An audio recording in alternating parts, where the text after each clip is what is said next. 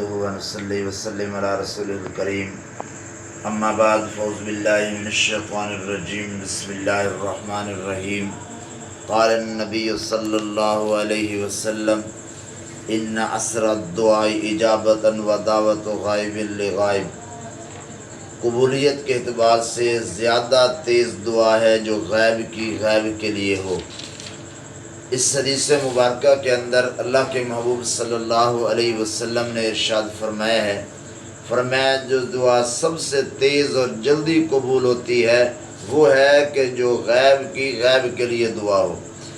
سب سے جلدی کی دعا وہ ہوتی ہے جو آدمی غیر موجود شخص کے لیے دعا کرے، یعنی ایک آدمی موجود نہیں ہے اس کے لیے دعا کرے۔ ہر فرض نماز کے بعد، کیونکہ حدیث مبارکہ کے اندر آتا ہے فرائض کے بعد تہجد کے وقت دعا قبول ہوتی ہے، یہ قبولیت کی گھڑی ہوتی ہیں۔ فرض نماز پڑھ کر دعا مانگے گا اللہ قبول فرمائے گا، تہجد کے وقت اگر تہجد پڑھ کر دعا مانگے گا وہ قبولیت کی گھڑی ہے، اللہ اس دعا کو ضرور قبول کرے گا۔ خاص طور پر جمعہ والے دن ایک ایسی گھڑی ہوتی ہے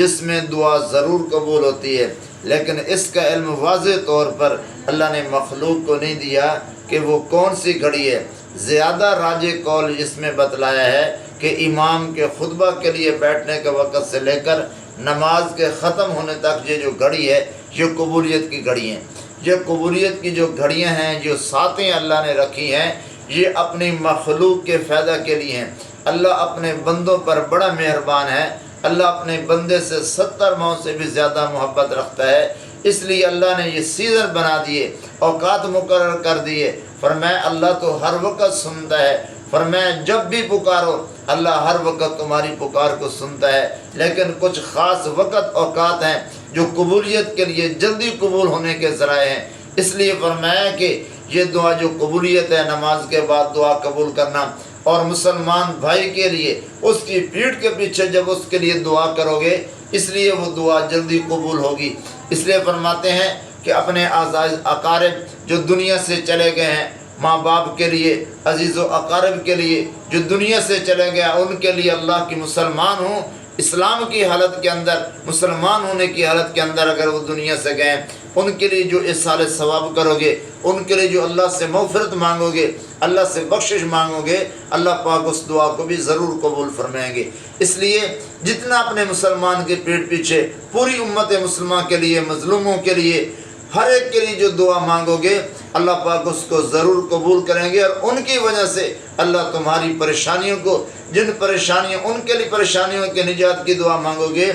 آسائش کی دعا مانگو گے، اللہ وہ تمہاری آسائشیں بھی، اللہ وہ تمہاری پریشانیاں بھی دور کر دیں گے۔ مانگو گے ان کے لیے، ان کے صدقے سے اللہ تمہاری دعاؤں کو بھی قبول فرما لیں گے۔ اس لیے دعا کی قبولیت کی جو گھڑیاں ہیں، تہجد کا وقت ہے، فرائض نماز ہے کے بعد کی دعا ہے، اسی طریقہ سے تہجد کا وقت ہے، جمعہ کی سات کی گھڑیاں ہیں، اب لیلۃ القدر کی گھڑی ہے، شب بارات ہے، شب قدر ہے، یہ ایسی قبولیت کی گھڑیاں ہیں کہ جب انسان ان کے لیے اپنے رب سے دعا مانگتا ہے اللہ پاک ضرور دعا قبول فرماتے ہیں۔ اللہ پاک کبھی کسی بندے کی دعا کو رد نہیں کرتے، دعا ساری قبول ہوتی ہے، بشک کسی کے باقی اس کے بندے کے لحاظ سے کسی کو اسی وقت جو چیز مانگتا ہے اللہ پاک وہی اس کو عطا کر دیتا ہے۔ بعض وجہ سے کوئی مصیبت ہٹا دیتا ہے، بعض ایسے وقت ہوتا ہے کہ اگر اس کے دنیا میں مناسب نہیں محفوظ کر لیتا ہے۔ میدان محشر کے اندر جب انسان ایک ایک نیکی کو ترسے گا اس وقت اس کی وہ دعائیں جو دنیا میں قبول نہیں ہوئی تھیں وہ ان کے سامنے پیش کی جائیں گی۔ اسے انسان خواہش کرے کاش میری دنیا میں ایک بھی دعا قبول نہ ہوتی، ساری محفوظ ہو جاتی جو آج مشکل گھڑی میں کام آتی۔ اس لیے